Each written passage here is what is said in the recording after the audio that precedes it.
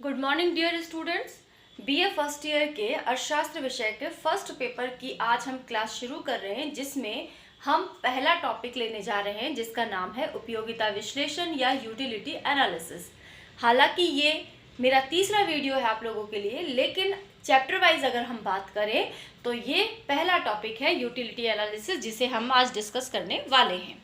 तो स्टूडेंट्स, उपयोगिता विश्लेषण में हम क्या पढ़ने वाले हैं इसके बारे में मैंने यहाँ पे लिख दिया है। हम उपयोगिता का अर्थ पढ़ेंगे, उपयोगिता का नाप कैसे किया जाता है, उसका मापन कैसे किया जाता है वो पढ़ेंगे, वो डिस्कस करेंगे। कुल उपयोगिता, सीमांत उपयोगिता क्या होती है, इनका आपस में क्या संबंध होता है इसके बारे में पढ़ेंगे। सीमांत उपयोगिता ह्रास नियम या घटने का नियम क्या होता है, इस नियम की क्या मान्यता है और इस नियम के क्या अपवाद है, इनके बारे में हम पढ़ेंगे। मैं आपको पहले ही क्लियर कर दूं, बहुत ही सरल टॉपिक है और हमारे आम जीवन से जुड़ा हुआ टॉपिक है, जिसे हम रोज़मर्रा की ज़िंदगी में महसूस करते हैं।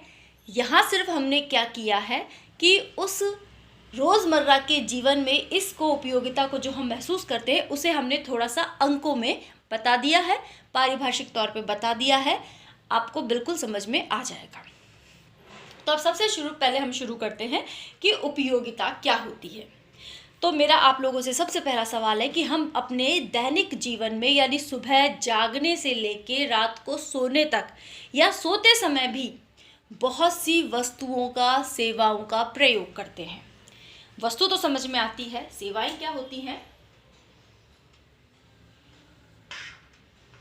हम हमारे दैनिक जीवन में बहुत सी वस्तु और सेवाओं का प्रयोग करते हैं। ठीक है, वस्तु का मतलब कुर्सी, पंखा, भोजन, मोबाइल, घड़ी, टीवी, एसेट्रा। सेवा का मतलब बीमार हो गए तो डॉक्टर के पास चले गए, कोचिंग चले गए, कॉलेज गए तो वहां पे हमारे टीचर ने हमको पढ़ाया, कोई किसी झगड़े फसाद में पड़ गए तो वकील के पास चले गए, कोई इंश्योरेंस कराना है तो एजेंट के पास चले गए। तो इस प्रकार हम दैनिक जीवन में बहुत सी वस्तु और सेवाओं का प्रयोग करते हैं। वस्तुएं जो इस प्रकार दिखाई देती है, सेवाएं जिनका हम उपभोग करते हैं। तो क्या आपने कभी सोचा है कि इन वस्तु या सेवाओं के उपभोग करने के पश्चात आपको एक मेंटल सेटिस्फेक्शन मिलता है कि हाँ चलो ये काम हो गया है? क्लियर? मान लीजिए आप बीमार हैं तो आप डॉक्टर के पास गए और डॉक्टर से जैसे आप दवाई लेके आते तो आधे तो आप वैसे ही ठीक हो जाते हैं। तो ये जो ठीक होने का जो एहसास है वो डॉक्टर की सेवाओं के कारण ही तो मिला है। तो डॉक्टर की सेवाओं के कारण जब ये मेंटल सेटिस्फेक्शन मिलता है कि हाँ अब हम ठीक हो जाएंगे, तो ये डॉक्टर की सेवाओं की क्या है? उपयोगिता है। इसी तरीके से अगर आप कोई कॉम्पिटिटिव एग्जाम की तैयारी कर रहे हैं और आपने कोचिंग सेंटर ज्वाइन कर लिया है, तो आप क्या सोचेंगे कि अब हमने कोचिंग सेंटर ज्वाइन कर लिया है, अब हम निश्चय तौर पर हमारे जो लक्ष्य है उसमें पास हो जाएंगे।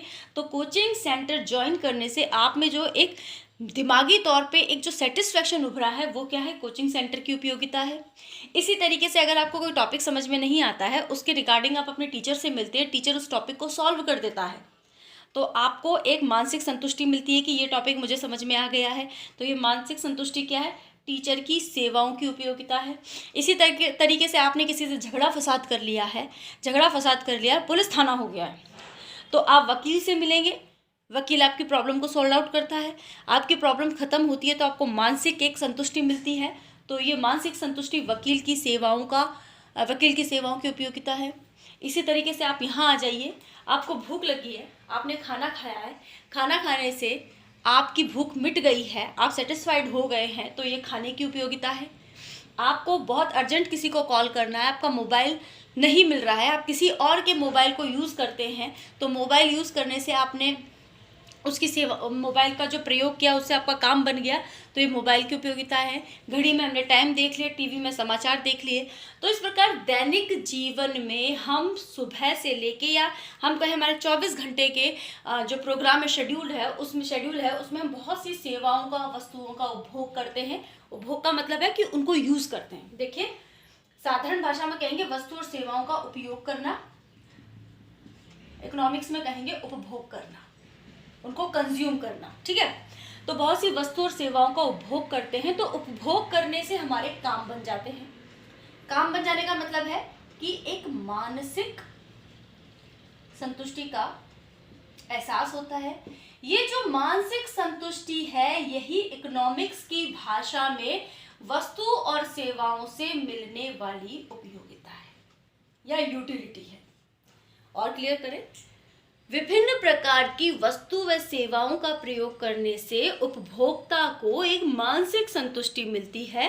ये मानसिक संतुष्टि ही वास्तव में वस्तु और सेवाओं की क्या है, उपयोगिता है। तो क्लियर हो गया, उपयोगिता का मतलब क्या है, वस्तु और सेवाओं का उपभोग करने से जो मानसिक संतुष्टि मिलती है उसे हम उन्हीं वस्तुओं की उपयोगिता कहते हैं। क्लियर। अब बात करते हैं, पहला टॉपिक क्लियर हो गया हमारा। दूसरी बात, उपयोगिता का मापन।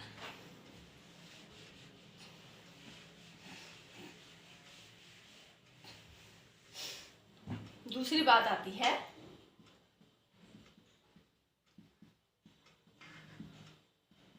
उपयोगिता का मापन। आप किसी वस्तु का उपभोग कर रहे हैं, मान लीजिए आपने खाना खाया है, तो खाना खाने से जो आपका पेट भरा है, जो आपको उपयोगिता मिली है भोजन से, तो क्या उस भोजन से मिली उपयोगिता को आप माप सकते हैं? मान लीजिए भोजन का उपभोग किया, उससे उपयोगिता मिली, उपयोगिता का मतलब पेट भर गया है, तो क्या इस उपयोगिता को आप माप सकते हैं? क्या इसका मापन संभव है? इस संबंध में अर्थशास्त्री दो भागों में बट जाते हैं। कुछ कहते हैं उपयोगिता एक मानसिक धारणा है, अतः इसका मापन नहीं हो सकता। दूसरे टाइप के जो अर्थशास्त्री है वो कहते हैं उपयोगिता मापनीय है, इसको हम माप सकते हैं। तो अगर मैं आपसे ये पूछूं कि अगर आपको भूख लगी है और आपने खाना खाया है, तो क्या आप मुझे गिन के बता सकते हैं कि खाना खाने से आपको कितनी उपयोगिता मिली है? आप नहीं बता पाएंगे, क्योंकि ये तो आपके दिमाग में और पेट में घटित हुई घटना है, जिसको आप अंकों में माप नहीं सकते हैं। लेकिन फिर भी दो अर्थशास्त्रियों के धड़े हैं, भाग हैं। एक कहता है उपयोगिता को माप सकते हैं, नहीं माप सकते क्योंकि एक मानसिक धारणा है। दूसरे कहते हैं कि उपयोगिता को माप सकते हैं। जो कहते हैं कि उपयोगिता को मापा नहीं जा सकता, उस विचारधारा को हम कहते हैं उपयोगिता मापन का क्रमवाचक दृष्टिकोण।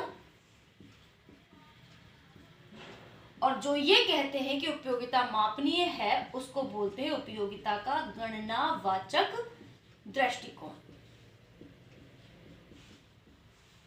उपयोगिता का गणनावाचक दृष्टिकोण ये कहता है कि उपयोगिता माप सकते हैं वस्तु का या सेवा का उपभोग करने के लिए जो मुद्रा व्यय की गई है, जो पैसा खर्च किया गया है, वो पैसा ही उस उपयोगिता की माप है। जैसे मैंने बाजार से 1 किलो टमाटर 50 रुपए में खरीदे, तो 1 किलो टमाटर की उपयोगिता मेरे लिए 50 रुपए के बराबर होगी अकॉर्डिंग दिस अप्रोच। क्लियर। लेकिन जो लोग या जो अर्थशास्त्री यह मानते हैं कि उपयोगिता एक मानसिक धारणा है, इसको माप नहीं सकते, वो ये कहते हैं कि उपयोगिता मापी तो नहीं जा सकती, हम केवल उपयोगिताओं के बारे में क्रम रख सकते हैं, इसलिए इनको क्रमवाचक दृष्टिकोण कहते हैं। अब क्रम रखने का मतलब क्या है? वे कहते हैं कि आप क्रम ऐसे रख सकते हो, एक व्यक्ति ने आम खाया, अमरूद खाया और पपीता खाया, तो आम, अमरूद और पपीते से उसे कितनी उपयोगिता मिली वो नहीं बता सकते हैं अकॉर्डिंग टू दिस अप्रोच। ये अप्रोच केवल ये बता सकती है कि ज्यादा उपयोगिता, सबसे ज्यादा उपयोगिता आम से मिली है या अमरूद से मिली है या पपीते से मिली है, क्रम रख सकते हैं। जैसे मान लीजिए राम ने आम खाया, अमरूद खाया, पपीता खाया, तो वो इस तरीके से लिख सकता है कि उसे सबसे ज़्यादा उपयोगिता पपीता खाने से मिली है, उसके बाद आम खाने से मिली है, उसके बाद अमरूद खाने से मिली है। यानी कि क्रम रखे जा सकते हैं, उनको कैटेगराइज किया जा सकता है अकॉर्डिंग टू क्रम, लेकिन ये नहीं बताया जा सकता कि कितनी उपयोगिता मिली है। तो आई थिंक आपको यहाँ क्लियर हो गया होगा कि उपयोगिता का जो माप है वो किया जा सकता है या नहीं किया जा सकता। इसके बारे में दो दृष्टिकोण है, एक क्रमवाचक दृष्टिकोण है और एक गणनावाचक दृष्टिकोण है।